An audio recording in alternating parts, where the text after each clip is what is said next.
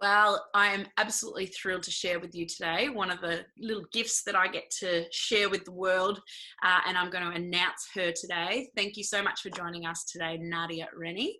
Nardia has built not just a life, but a career and a name and a reputation for just being a lover, showing us how to love ourselves, how to love business, how to have wellness and transformative effects through with love as a framework. And I instantly gravitated to you the very first time that I met you in Melbourne, and I'm very grateful for our connection. You are doing amazing things in your space, and especially at a time when not just business, but the humans around us, like they're everywhere, we need more love. So Nardia, thank you so much. Your business is Rainbow Fire Love Queen, and I'll get you to tell us a little bit more about what you do, who you are, and how you can help transform businesses and people. But the word that you gravitated to with these 14 C words and how we're going to change that was courage. So I'm really interested in your concept of courage and how we could use that to thrive. Perfect. Well, first of all, thank you, gorgeous human, kindred spirit, soul mama, for having me. It was a privilege, and yes, we did. It was like a honey and a bee, I think, we were when we met. Extroverted. Killing me not being able to hug you right now. Right. So yeah, beautiful. I feel the same way, and thank you for doing this and asking me. And also, this is just what we need now: injections of love and truth. And so my backstory is that I was a clinical naturopath in Brisbane for 15 years and focused solely on personal growth and transformation. The link between the mind and the body was something that always fascinated me. And as it turned out, it's kind of where my greater passion lied, in discovering, the mind and how to unlock it. And that comes from a past and a hectic, traumatic childhood and life. And so, it was certainly my mission, purpose, quest in life to heal my own mind and my own perception. And then, of course, help others do the same. And somehow, randomly, and through a beautiful friend, introduced me into the startup community to work with founders and do all things personal growth and transformation with them. And to be really honest, I kind of didn't know if it could be done in business or if people had the guts, because my work is not for the faint-hearted. It's not on your terms, it's on mine, and we transform stuff. We get it done, break it down. Truth is told, love is given. It's 180 miles an hour, and you're either up for it or you are not. And that's just the nature of the beast with me. And of course it was magical and incredible and brutal and all the things that it would be in business, because the pressure and the stakes and are way higher in a company. And founders are incredible. They're gutsy human beings who have failed 4,000 million times already. So me coming in isn't like hard work. They're like, go, hit me. Hit me, let's go. And really satisfying and fulfilling to me to watch my work in action within a company rather than, as a one-off on one with clients. So, and then, of course, that gave birth to, Rainbow Fire Love Queen, which is, my little mission in life, which is to teach the world how to love itself inside out, one person at a time, because I really believe that self-love is the most misunderstood, misused, emotional, what do I call it, impact upon humans. Like, here we are, we've got this thing that if we understand how to do, it's free. No one else makes you do it or not do it. It's a choice. And if you can meet yourself with love, unconditional self-love, then we don't have to spend our lives jacked up on gratification of external things to feel whole and complete about ourselves, which is what we do. So here we are, right now in this very reckoning time where we have to be with ourselves.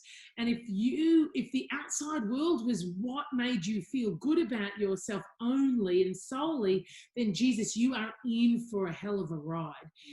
So I think it's really powerful and important that we start to learn to love ourselves. And people think self-love is like self-care. No, it's not self-love at all. Self-love is being absolutely okay with whatever you are right now in this moment. So messy, you, self-doubting you, frightened you, angry you, you meet it with love. So this notion, and sadly, I think that the personal growth and self-development movement have done many wonderful things, but they've corrupted our perception that we think we have to be perfect and happy all the time. Sure. And it's just not the state of reality or being human. It isn't. So for me, what I discovered was that I just had to meet messy Nardia with love. I had to meet angry Nardia with love. I had to meet unorganized, irritated, insecure her. And when I kept meeting myself with love, I just became okay. I was like, oh. So self-love is not this cure-all. It doesn't make me look younger and, you know, my lips aren't fuller. But I've got some peace in myself and I'm okay with myself, and I recover a lot better when I wobble, and I forgive myself. And it doesn't mean I'm not hard on myself, but when I am being hard on myself, it's kind of so awful that, you know, I then go, oh, hang on. It's just, God, give yourself some compassion, Nardia. Meet yourself with love. So, and it's changed my life. It literally saved my life, to be honest, and it's changed my life. And it's my mission in the world to normalize self-love and to bring it onto our tables and to put it, I want it to be like breakfast cereal. Like, we just got to get it done, because I think that our outside world is always a mere reflection upon, you know, how we treat and feel about ourselves. And we've just got to stop looking for love in all the wrong places, you know? Love that. And it's an unfortunate, but I think it's actually a blessing in disguise for a lot of people that we are stripped back to our roots, literally. Yeah, me too. But I'm okay with that. You know, I turn up, as you said, I turn up messy. I sometimes forget how to put my eyebrows on. But my eyebrows are my eyebrows. They're not, you know, like, and I'm not full of this, that, and the other. And I think a lot of people are actually realizing that, you know, a brand new Mercedes is not me. That's not what makes me happy. And that's not what makes me have good relationships and good connections with people. It's this.